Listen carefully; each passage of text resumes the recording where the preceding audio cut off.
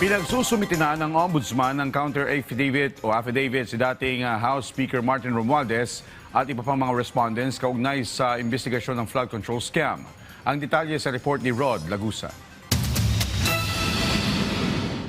Binigyang diin ni Pangulong Ferdinand R. Marcos Jr. sa kanyang ikalimang State of the Nation address na malapit nang maisampa ang mga kaso laban sa kanyang pinsan na si dating House Speaker Martin Romualdez kaugnay ng issue ng flood control projects.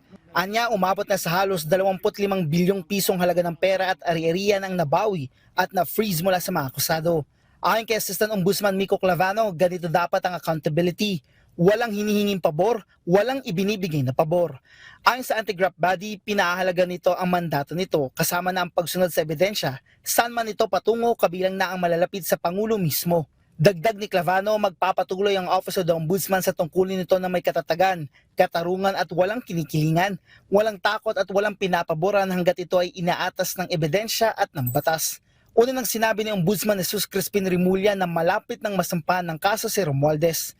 We're very close to filing the plunder charges, but we still have to cross the T's and dot some I's and probably put periods in sentences. Yun na lang, ganun kalapit na yan. Kinumpirma naman ng Office of the Ombudsman na pinagsusumite na ng counter-affidavit ng kanilang preliminary investigation team si Romualdez at iba pang mga respondents. Ayon kay Clavano, may 15 araw mula sa pagkatanggap ng kautusan para makapagsumite ng counter-affidavit at kapag nakapagsumite na ang lahat, isusumite na ito para sa resolusyon na naturang reklamo.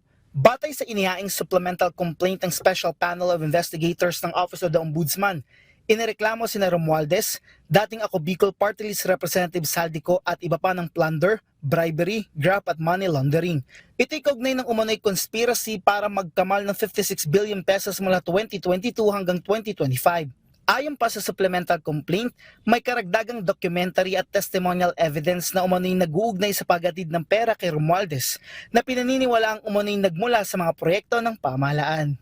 Sa inilabas na payag naman ni Romualdez, sinabi nito na masakit man ito para sa kanilang pamilya, ay kanyang iginagalang ang naging payag ng Pangulo sa kanyang sonak. Iginiit niya na hindi kailanman siya humingi ng pabor o espesyal na pagtrato.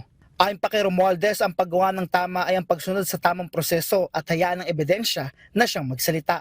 Muli rin niyang iginiit na wala siyang nilabag na batas at handa niya itong patunayan. Samantala, ilang personalidad na ang nakakulong kaugnay ng flood control projects, kabilang sa mga kinasuhan, sina dating Senador Bong Revilla, kaugnay ng umano'y Ghost Flood Control Projects Bulacan, at si Senador Jinggoy Estrada dahil sa umano'y issue ng flood control projects.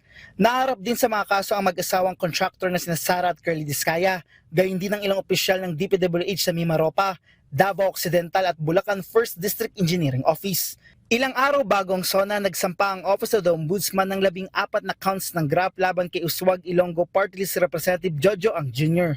Siya ang kauna-unang nakaupong kongresista na kinasuhan kaugnay ng umano'y irregularidad sa mga flood control projects. Patuloy naman ang investigasyon ng Office of the Ombudsman sa iba pang posibleng sangkot sa issue. Rod Lagusad, para sa Bayan.